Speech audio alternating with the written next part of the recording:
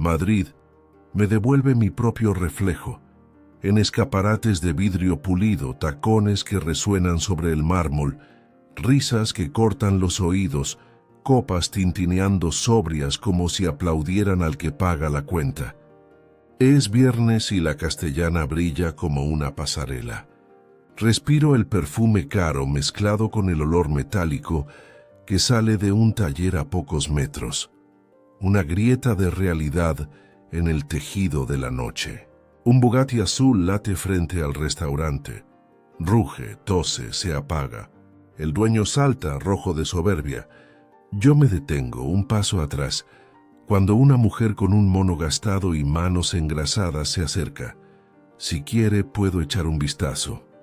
Soy mecánica. La frase es serena. Corta el aire antes del grito de él que me atraviesa como un látigo. No toques mi Bugatti, mujer de color. El tiempo cruje. Risas ahogadas, miradas que se desvían. La mujer retrocede, contiene la respiración y se da la vuelta. Yo también guardo silencio. Siento el viejo fantasma de mi juventud rozar mi nuca. Fulana sin lugar entre los grandes. Y aún así, por miedo a exponer mi humanidad, permanezco inmóvil. En ese silencio entiendo en qué me he convertido. Una estatua costosa con corazón de vidrio. Quiero saber de ti. Comenta desde qué ciudad o país nos estás viendo. El coche es remolcado y desde mi sitio en la acera, el sonido de la grúa se mezcla con el olor a gasolina y a lluvia reciente. Madrid muda de piel al doblar la esquina, del oro de las farolas a los tonos opacos del taller abierto. Sigo el cortejo sin admitir, ni siquiera a mí misma, que algo en mí ya se está moviendo. La mecánica Amara, leo en la placa gastada, levanta el capó con la delicadeza de quien acuna a un niño. Sus ojos tienen un brillo sereno que me desarma. Manos firmes, respiración medida, herramientas que entonan nombres que desconozco. El motor, que hacía poco rugía como soberano, se somete a sus órdenes sutiles, un cable mal asentado, una pieza descuidada por quien solo conoce las máquinas por el precio. Pienso en cuántos de los míos confunden valor con etiqueta. Con cada gesto suyo, crece en mí un regusto amargo de culpa antigua. Recuerdo la caravana donde viví a los 13, los zapatos prestados, la risa que me persiguió durante años. Hoy visto alta costura, pero mi voz sigue siendo pequeña cuando se trata de defender a quien fui.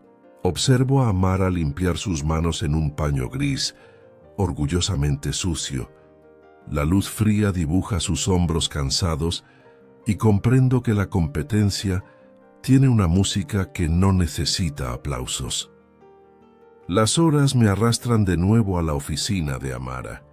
El contraste me golpea con fuerza, mientras en Serrano los relojes brillan bajo los focos de escaparates. Aquí el tiempo se mide en tornillos ajustados y motores que vuelven a respirar. Entro sin anunciarme. El zumbido de un compresor se apaga de repente y mis tacones se hunden en un piso marcado por aceite seco. Ella levanta la vista, apenas un segundo de sorpresa, antes de volver a la pieza que sostiene. Me descubro observando su concentración como si fuera un arte que nunca aprendí. Cada gesto tiene ritmo, cada pausa es cálculo.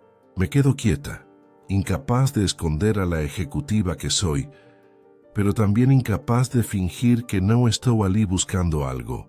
El olor a metal caliente se mezcla con mi perfume caro, creando un choque que me desnuda.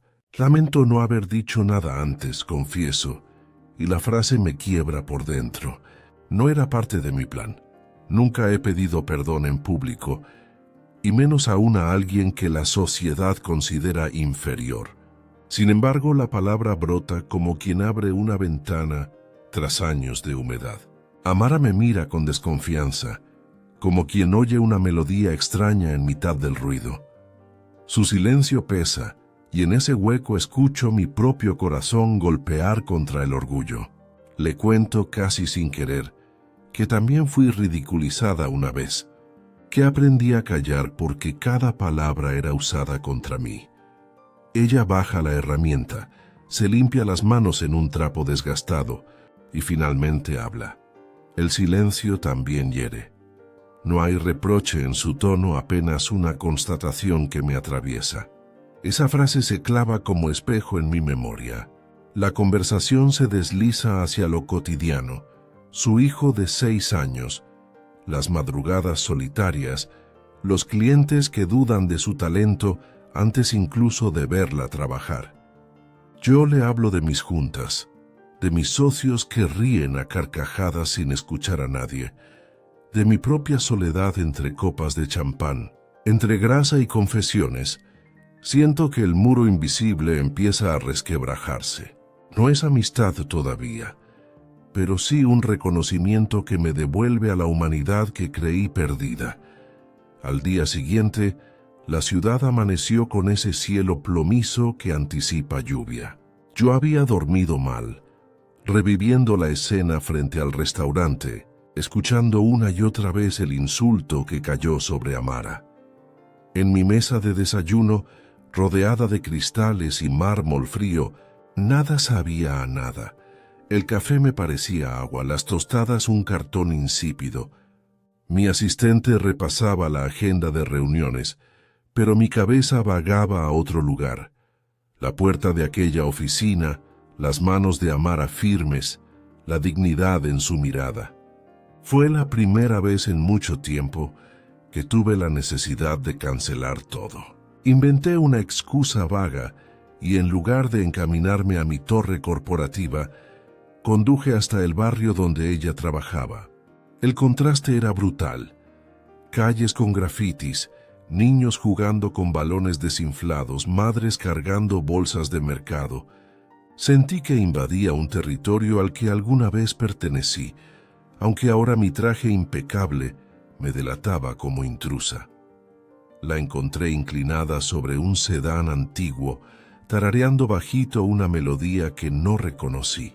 Su hijo, con mochila escolar, dibujaba en una libreta sentado en un banco de madera frente al taller. El niño levantó la vista y me saludó con una sonrisa franca, sin preguntar quién era. Ese gesto, tan simple, me desarmó más que cualquier reunión de negocios. Caminé hacia Amara y le ofrecí un café que había traído. Ella me miró sorprendida, pero lo aceptó con un gracias tímido. Fue entonces cuando descubrí algo más. El respeto no se mendiga, se gana en silencio, con actos pequeños y constantes. Mientras bebía aquel café en un vaso de cartón manchado de grasa, supe que estaba cruzando una frontera invisible. No era la ejecutiva intocable, ni la mujer que todos temían en las salas de juntas. Era solo Clara, buscando una redención que llevaba demasiado tiempo postergada. Los días siguientes se convirtieron en un vaivén extraño entre mi mundo de acero y cristal y el suyo de grasa y esfuerzo. En las mañanas, mi chofer me dejaba en reuniones donde los hombres reían de chistes que yo ya no encontraba graciosos, donde cada firma era 1.000.000 de euros que no me llenaba de orgullo. Pero en las tardes buscaba la excusa para pasar por aquella oficina, como si algo en mí necesitara esa dosis de realidad. Observaba cómo Amara resolvía lo imposible. Un motor que otro mecánico había declarado muerto, ella lo devolvía a la vida con paciencia quirúrgica.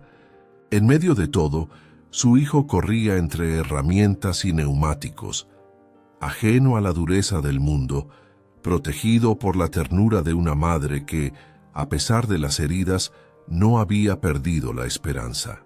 Empecé a escucharla con más atención que a mis propios socios y descubrí que la dignidad hablaba más fuerte en esa oficina que en cualquier torre de cristal. Una tarde, mientras la lluvia golpeaba las chapas oxidadas del techo, Amara me confesó algo que me atravesó.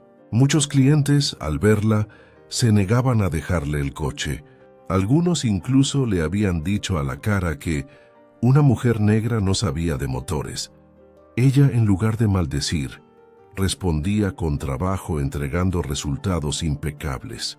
«No me sirve el odio, Clara», me dijo limpiándose las manos con un trapo. «El odio no arregla motores ni llena el plato de mi hijo». Sentí un nudo en la garganta.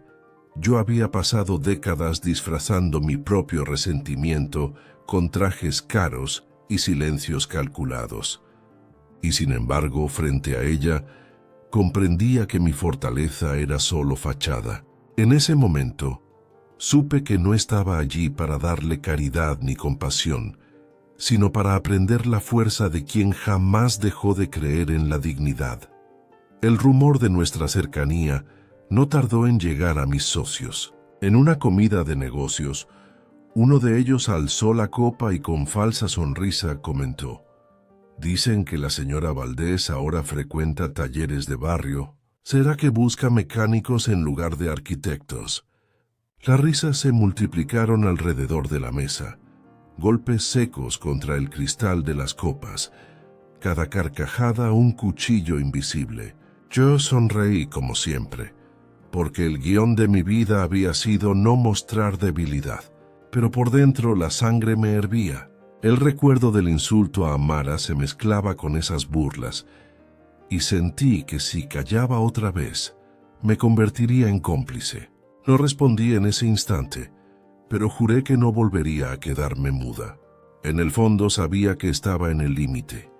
O me aferraba a mi armadura de hierro, o la rompía de una vez por todas.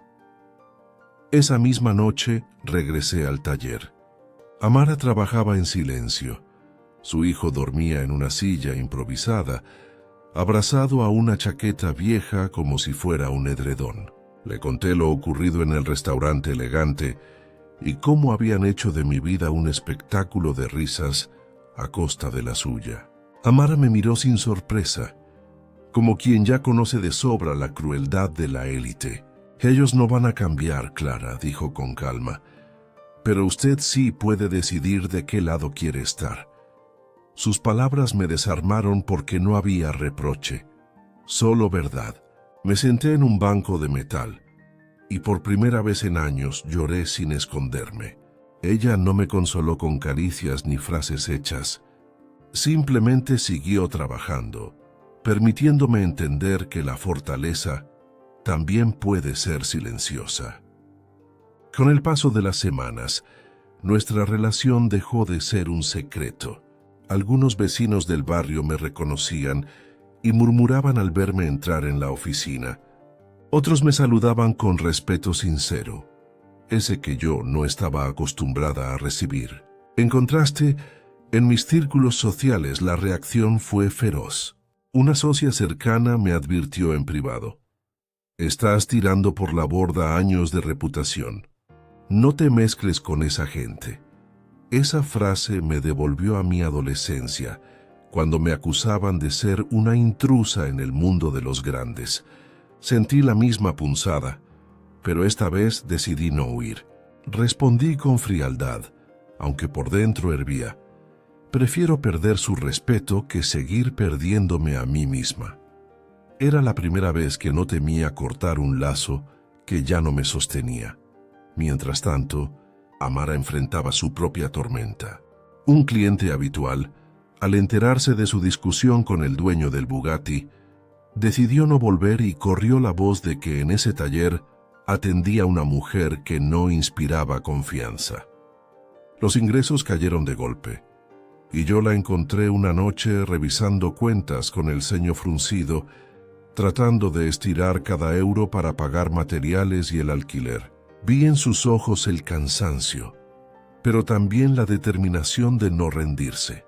Quise ofrecerle dinero directamente, pero entendí que sería una ofensa, así que opté por quedarme en silencio, acompañarla, sosteniendo una taza de café frío a su lado.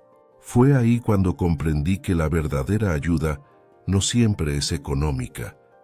A veces basta con estar presente, sin condiciones ni máscaras, reconociendo en la otra persona una fuerza que pocos logran ver.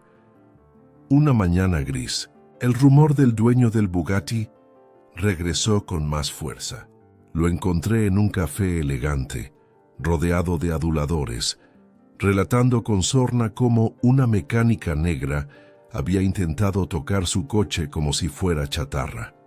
Sus palabras encendieron la sala de risas cómplices, pero esta vez no me quedé callada.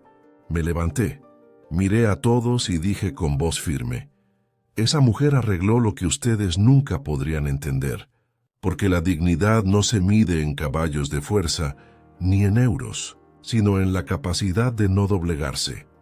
El silencio fue incómodo, cortante. Vi miradas que me juzgaban, pero también algunas que titubearon. Al salir respiré hondo. Supe que había cruzado un umbral del que ya no había regreso. Por primera vez en décadas, mis palabras no fueron dictadas por el miedo, sino por la convicción. Cuando se lo conté a Amara, ella sonrió apenas, con esa serenidad que me hacía sentir aprendiz en lugar de mentora. No necesitaba que la defendiera, Clara, dijo ajustando una tuerca con precisión, pero sí necesitaba saber que usted no iba a callar más. Esa frase me atravesó como enseñanza. Comprendí que no se trataba de salvarla a ella, sino de salvarme a mí misma de la cobardía que había cultivado durante años. Empezamos a conversar de sueños. Ella hablaba de un taller donde las mujeres pudieran aprender sin miedo al ridículo. Yo de un mundo empresarial menos cruel, aunque me costaba creer lo posible. En esas charlas descubrimos que compartíamos algo más que heridas. Compartíamos una visión de futuro donde el respeto valía más que cualquier fortuna. La hostilidad externa se intensificó. En una de mis presentaciones inmobiliarias, un grupo de colegas insinuó entre risas que mi nueva amistad de taller era un capricho pasajero.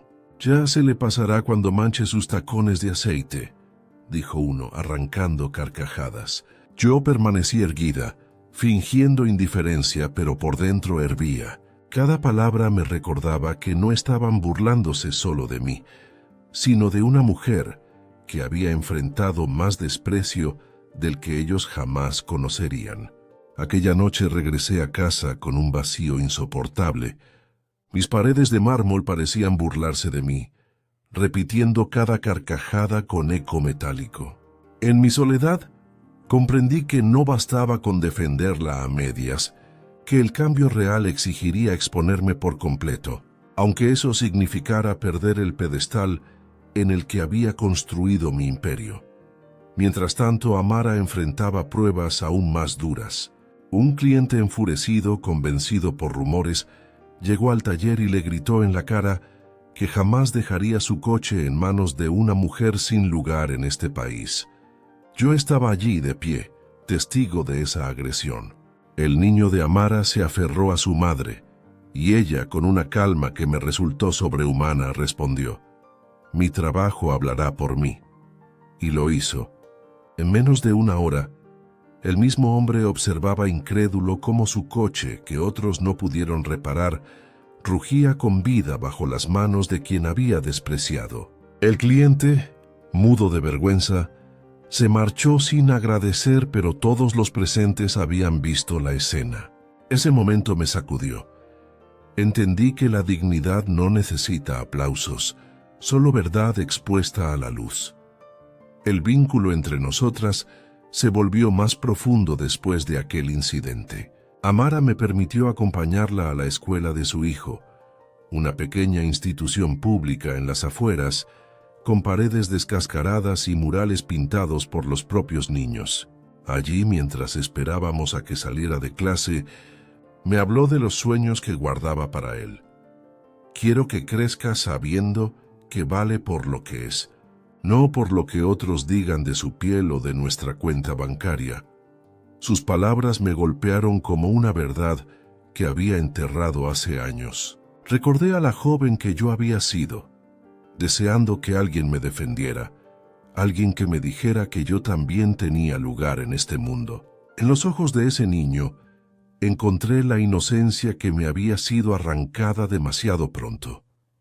Esa tarde, mientras caminábamos de regreso, el cielo de Madrid se encendía en tonos anaranjados. Amara, con la mochila de su hijo en un hombro y las manos aún manchadas de grasa, parecía más erguida que cualquier magnate que conociera.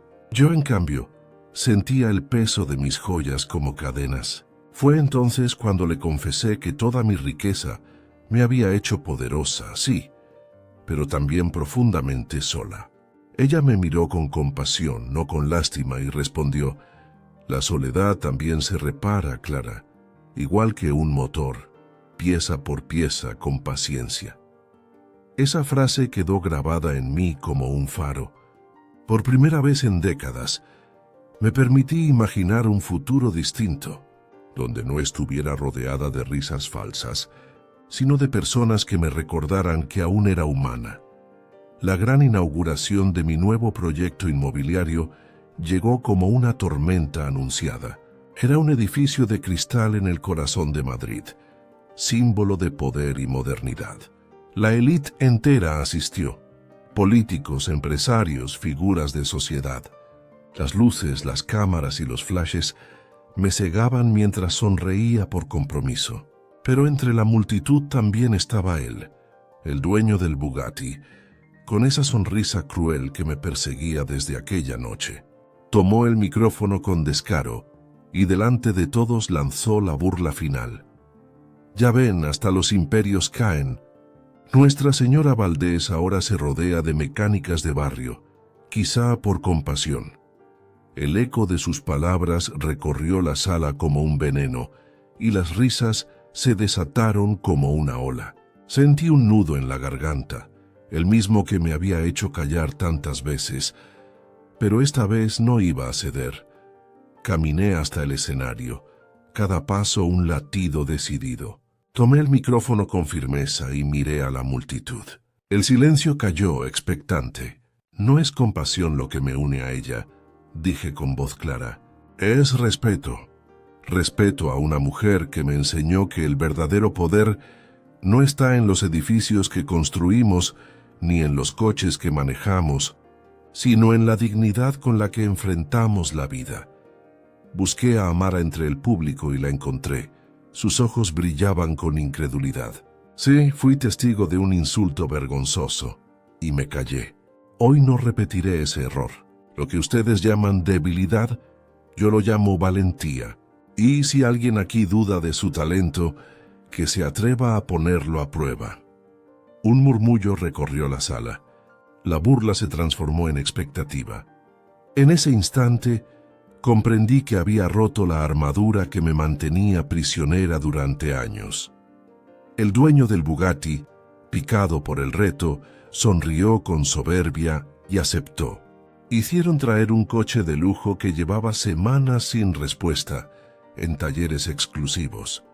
Un Maserati cuyo motor parecía condenado. Las miradas se clavaron en Amara, que respiró hondo y sin alardes pidió sus herramientas. La sala entera observaba incrédula cómo aquella mujer, con macacón manchado de grasa, abría el capó bajo el resplandor de arañas de cristal. Yo contuve la respiración. Cada movimiento suyo era firme, preciso, casi hipnótico. Los murmullos crecían. Unos apostaban a su fracaso, otros se preguntaban cómo se atrevía. Entonces, el sonido esperado llegó. Un rugido limpio, poderoso, llenó el salón. El Maserati, antes muerto, volvió a la vida. La multitud estalló en un aplauso que quebró la burla. Y en medio de ese estruendo, supe que algo más que un coche había sido reparado esa noche. Era la dignidad de Amara, y, de algún modo, también la mía. El silencio posterior tuvo un peso distinto. Ya no era de burla, sino de respeto. Vi rostros que se inclinaban, miradas que evitaban la mía vergonzosas. Amara levantó la vista, y en sus ojos había emoción contenida, pero también orgullo tranquilo. Yo tomé el micrófono de nuevo, mi voz firme aunque el corazón me temblaba. Hoy quedó demostrado lo que algunos se niegan a ver. El talento no entiende de género, ni de color, ni de clase social. El verdadero valor no se mide en fortunas, sino en la capacidad de levantarse frente a la humillación y responder con hechos. La ovación fue unánime, y en medio de ella sentí una libertad nueva, la de no necesitar más máscaras.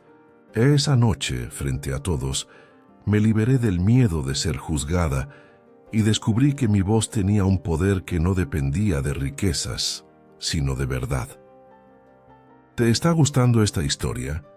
Deja un like y suscríbete al canal. Ahora continuamos con el vídeo. Después de aquel triunfo público, mi vida cambió de rumbo. Los periódicos no tardaron en recoger la escena. La empresaria que desafió al racismo en plena gala, titularon algunos. Pero más allá de la prensa, lo importante fue la semilla que se plantó. Comencé a recibir mensajes de mujeres jóvenes que me decían que se habían sentido vistas por primera vez, que agradecían que alguien con poder hablara en voz alta lo que tantas veces habían tenido que callar. Yo, que había pasado años rodeada de aduladores, me descubrí conmovida por voces auténticas, de carne y hueso. Mientras tanto, Amara seguía en su taller, ajena al ruido mediático, con los pies firmes en el suelo grasiento, donde construía día a día su verdadera obra, dignidad para ella y para su hijo. Unas semanas después, tomé la decisión que marcaría mi nuevo rumbo. Me presenté en la oficina de Amara con un contrato en mano, una inversión inicial para transformar su pequeño taller en un centro de excelencia automotriz liderado por mujeres. Amara me miró incrédula, como si esperara una trampa oculta. «No necesito su dinero, Clara», dijo al principio, orgullosa. Le respondí con calma: «No es mi dinero lo que te ofrezco, sino mi confianza. El dinero solo es la llave. Lo que hagas con él será tu victoria». Tras un silencio cargado de significados, aceptó. Ese día, mientras estampábamos nuestras firmas en un papel manchado por una gota de aceite, comprendí que había dejado de ser la mujer que construía torres de cristal para impresionar a otros. Ahora construía, junto a ella, un lugar donde la dignidad pudiera tener techo propio. Con el tiempo, el taller se transformó en un espacio que desbordaba vida. Mujeres jóvenes llegaban desde distintos barrios, algunas con miedo de no estar a la altura, otras cargando historias de rechazo. Amara las recibía con la misma serenidad que la había caracterizado desde el primer día, enseñándoles no solo a reparar motores, sino a creer en sí mismas. Yo solía visitarlas con frecuencia. Cada vez que entraba, sentía que respiraba un aire nuevo, distinto al de las salas de juntas. El olor a grasa y metal me resultaba más verdadero que el de los perfumes caros que me habían acompañado toda mi vida. Allí descubrí que la riqueza real no estaba en mis cuentas, sino en las sonrisas que brotaban cuando una aprendiz lograba encender un coche por primera vez. El niño de Amara crecía entre todas esas mujeres como si fueran tías y hermanas, y yo me descubrí a mí misma siendo parte de una familia que nunca imaginé tener. Una tarde, mientras lo ayudaba a terminar una maqueta escolar, él me dijo, con naturalidad: «Usted también tiene las manos de mecánica, solo que limpias». Reí sorprendida por la sinceridad infantil, pero sus palabras se quedaron conmigo, porque entendí que, aunque mis manos ya no supieran de grasa, habían aprendido a sostener algo mucho más pesado: la responsabilidad de no callar nunca más ante la injusticia. Y fue en ese instante que confirmé que mi verdadera herencia no serían las torres que había construido, sino las vidas que había decidido acompañar en su reconstrucción. ¿Han hecho algún gesto de bondad que cambió una vida? Dejen un corazoncito, si creen que el amor es más poderoso que cualquier riqueza. Suscríbanse para más historias de segundas oportunidades. Tu opinión importa. Escribe abajo de qué lugar del mundo nos acompañas. 5 años más tarde, el taller ya no era solo un taller. Se había convertido en un referente internacional.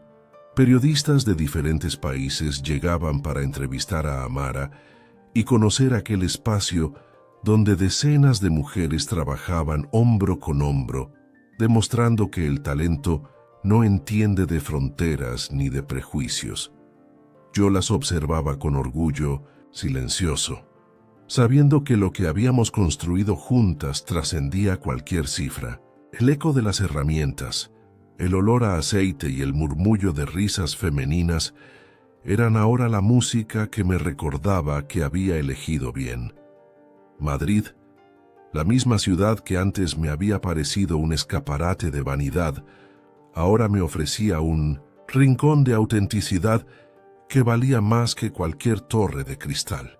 Amara, convertida en empresaria respetada, recorría universidades y congresos dando charlas sobre perseverancia y coraje.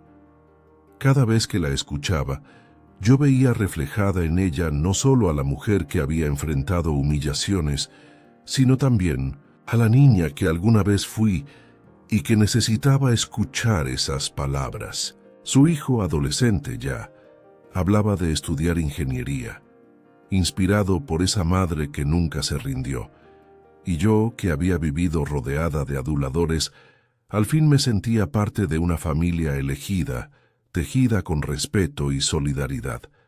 La vida me enseñó que las fortunas se pueden perder, pero lo que jamás se desvanece es la huella de la dignidad compartida. Hoy puedo decir sin miedo que encontré mi lugar no en los palacios de mármol, sino en un taller donde las manos manchadas de grasa brillan más que cualquier diamante.